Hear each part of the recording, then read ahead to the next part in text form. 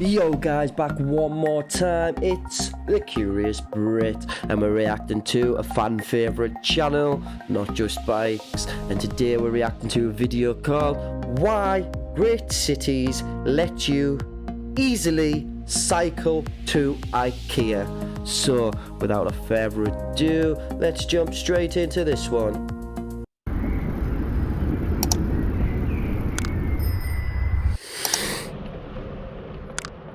A few weeks ago, I had to go to Ikea, so I cycled there. I had to pick up a few things that I wasn't quite sure would fit in a regular bicycle, so I took the Bakfiets.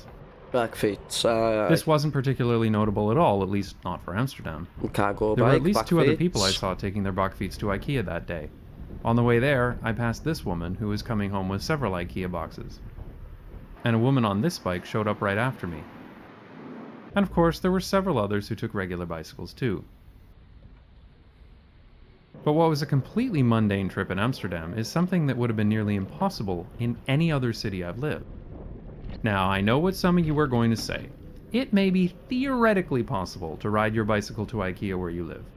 If you take just the right route, cut through a few residential streets, maybe take some sidewalks in the suburbs. No, you see, closest Ikea to the town I live in, it'd be virtually impossible to cycle to, because you're not allowed bicycles on motorways in the UK, and to get to Ikea from the town I live in, I need to go on the motorway.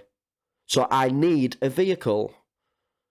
For people who live closer, yeah, it might be possible to be able to cut through some suburbs and some housing estates to get to Ikea, but as mentioned previously, bike design in the UK is not suitable for carrying cargo, really. So you wouldn't get much. You'd get whatever you could fit in a rucksack and maybe a side bag.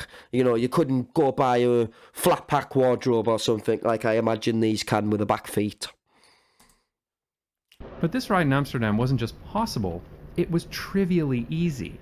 And what's even more remarkable is that the farther I got into the suburbs, the easier the ride became. In fact, it was easier to cycle to the Amsterdam Ikea than it was to find the service desk once I got there. What? I'm suddenly reminded of grocery shopping in Canada. To me, this is one of the most fascinating aspects of cycling in Amsterdam. Not only is cycling anywhere easy, the infrastructure in the suburbs is actually better than it is closer to the city centre. This is so backwards from every other city I've lived, where bicycle infrastructure, if it exists at all, is found almost exclusively in the city centre. Yeah. The suburbs might have some recreational trails, but Oh. nothing you could use to get around reliably. This doesn't make any sense, because suburbs, certainly those built after the 1960s like this suburb of Amsterdam, have lots of space. It's easy to build nice wide bicycle paths like this one, or this one. And there's lots of room for protected intersections like this one, or this one, or this one. On my whole 8-kilometer Wow. ride, this was the worst bit of bicycle infrastructure I had to ride That on. is the worst. It was not that far is from the my... worst bit of cycling infrastructure he's had to ride on. Bloody hell! We don't even get a bicycle lane that wide on a road in the UK. We get literally about this wide. This is about the size of a cycle lane on a road in the UK. This is like the width of a car. house. Most of the trip was on cycle paths like this. And this beautiful two-way cycle path literally ends right at Ikea. This couldn't be any easier. Of course, this situation is so rare in most of the world's suburbs, and that's really unfortunate. I find that when you suggest introducing cycling or even public transit to car-dependent places, the responses are so often the same. Someone will say something like, "That's ridiculous! What if I have to bring home a couch and 6 bookcases, huh?" And I always think, okay, but what if you don't? Lots of people drove to what if Ikea you in Amsterdam don't? that day, and True. of course they did.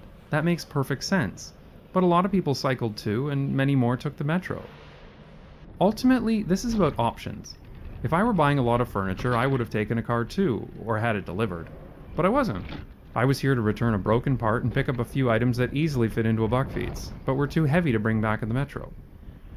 The end result is that I wasn't one more car on the road that day, and neither were all the other people who cycled or took the metro to Ikea. And unsurprisingly, never the looked roads at on it the way like there that. weren't full of cars, like they are in the middle of the day in car-dependent places.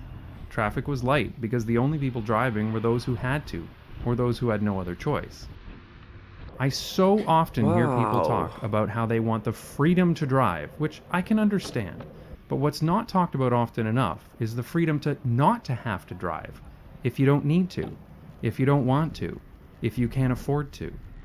That's a freedom that's sorely lacking in so many cities in the world, certainly the place I grew up. Wow. I really enjoy that That freedom is so because it lets true. me, and everyone else in the city, take whatever method I find best for that particular trip. And ultimately, I'm glad that when I do have to drive, for whatever reason, I won't be stuck in traffic behind a bunch of people who had no choice but to drive to Ikea.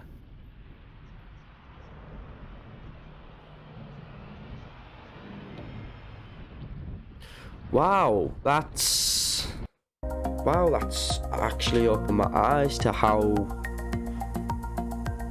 shittily designed a lot of the places in the world I've been are. Like, wow. It's opened my eyes to even just cycle paths and cycle lanes on roads that we've got over here in the UK are ridiculously smaller and ridiculously, like, seen significantly less all over the place compared to the likes of the Netherlands.